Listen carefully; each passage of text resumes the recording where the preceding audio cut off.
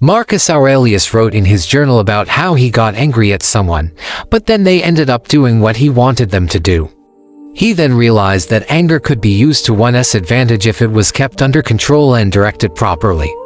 He then came to the conclusion that anger can be a source of energy to do great things. We all know the quote, "Hell hath no fury like a woman scorned." But have you ever heard of reverse psychology? Well, we're gonna teach you just that in this video. So without any further ado, let's dive right into it. Lesson number 1. Use their refusal to get what you want. When someone refuses to give you something you want, whether it's a raise at work or an extra slice of pizza, don't immediately feel disappointed. Instead, use that moment to reflect on what you really need and want in life. For example, if you ask for a raise and your boss says no, instead of feeling upset, take some time to think about what you truly value in your job. Do you want to stay at this job long-term, or are you ready for a new challenge? By using this technique, you'll turn a negative situation into an opportunity for personal growth and self-discovery. Lesson number 2. Use rejection to fuel your motivation. When you face rejection, don't let it bring you down. Instead, use it as fuel to make you even more determined to succeed. This is a tactic known as reverse psychology, which involves using negative outcomes to motivate yourself to do better next time. For instance, if you were rejected by your crush, don't dwell on it. Instead, see it as a chance to improve yourself and find someone even better. Remember that success is not final and failure is not fatal. What matters most is your ability to bounce back from setbacks and keep moving forward. Lesson number 3.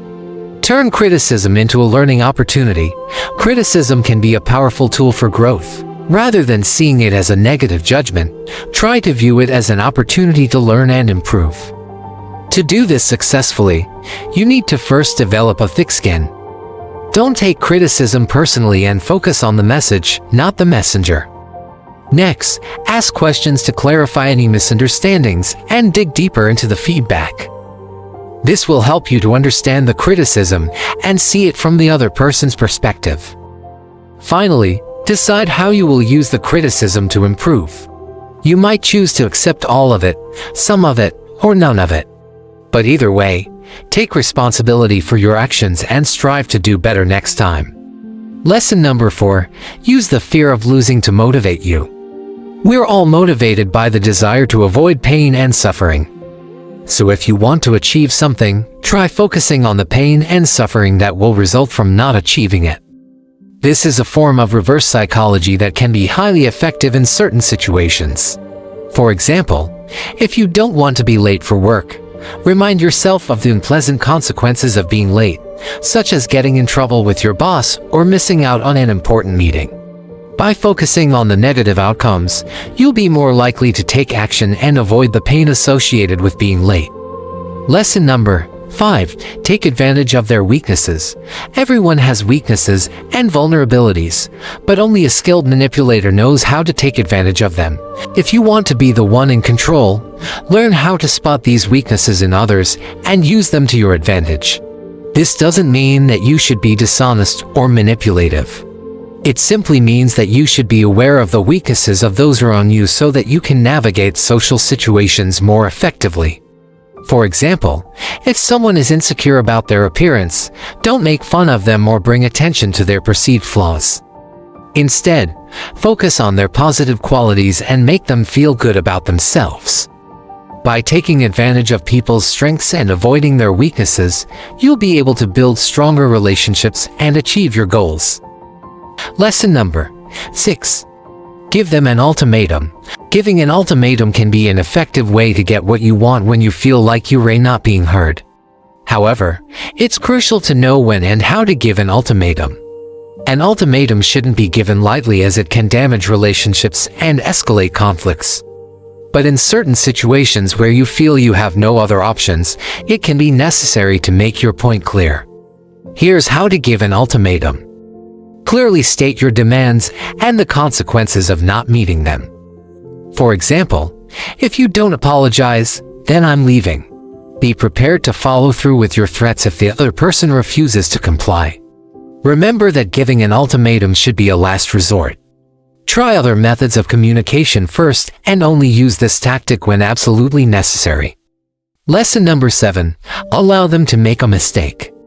Sometimes the best thing you can do for someone is to allow them to make a mistake. This may seem counterintuitive, but it can be a valuable lesson for personal growth. By allowing someone to experience the natural consequences of their actions, they'll learn from their mistakes and become more resilient in the future.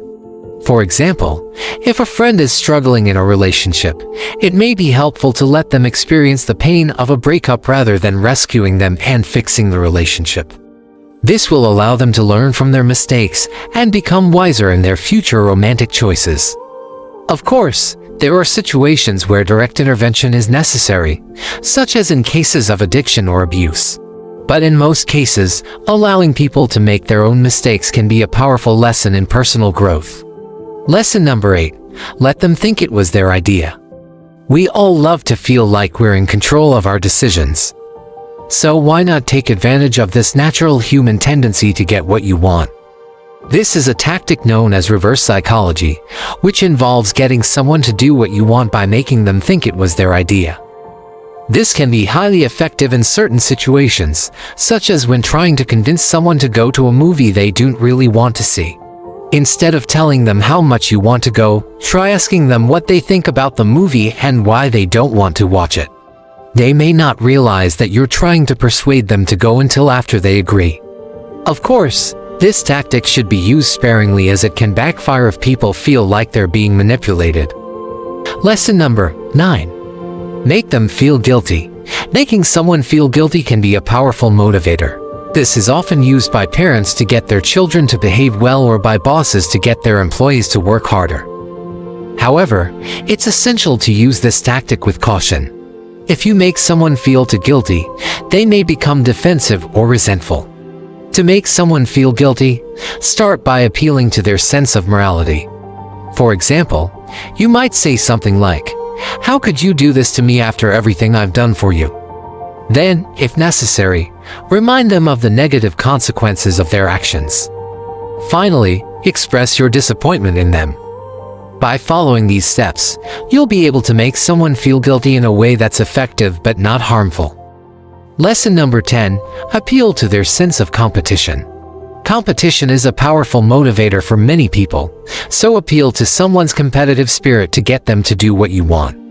For example, if you want your partner to help out more around the house, you could say something like, "I bet your colleagues would be shocked if they knew how much you help out around the house." By appealing to their sense of competition, you'll be able to motivate them to take action. Just be sure not to overdo it. If you appeal to their competitive spirit too often, they may become resentful and less motivated. Lesson number 11. Use the bandwagon effect. The bandwagon effect refers to the tendency for people to do something simply because it is popular or everyone else is doing it. This can be a powerful force, so use it to your advantage to get people to do what you want. For example, if you want to start a new trend at school or work, try starting it yourself and then telling others about it.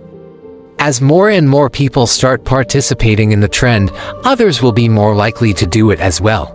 The bandwagon effect can be a great way to get people to do what you want, but it's important to use it responsibly. Don't start trends that are harmful or dangerous. Lesson number 12. Use the door-in-the-face technique.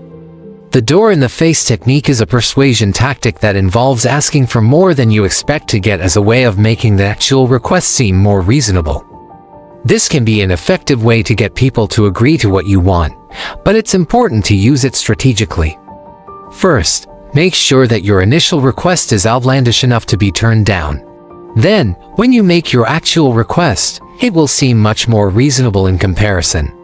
For example, if you want to ask your boss for a raise, you might start by asking for a 50% increase in salary.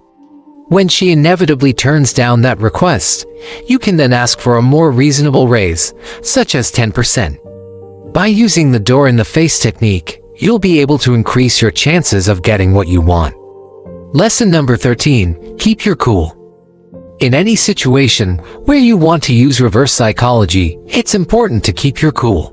If you get angry or upset, people will be able to tell that you're not being genuine. They'll be less likely to listen to what you have to say and more likely to tune you out. Therefore, if you want to use reverse psychology effectively, practice emotional control and stay calm. This will show people that you're serious about what you're saying and increase the likelihood that they'll take your advice or do what you want. Now that you're aware of the power of reverse psychology, it's time to put it into practice. These 13 lessons on how to use rejection to your favor can help you to overcome challenges, achieve your goals, and become a more effective communicator. Remember that rejection isn't something to be feared, but rather a valuable opportunity to grow and succeed. By following the tips outlined in this video, you'll be able to turn rejection into a positive force in your life. But before you go, don't forget to like and subscribe for more videos like this one. Thanks for watching.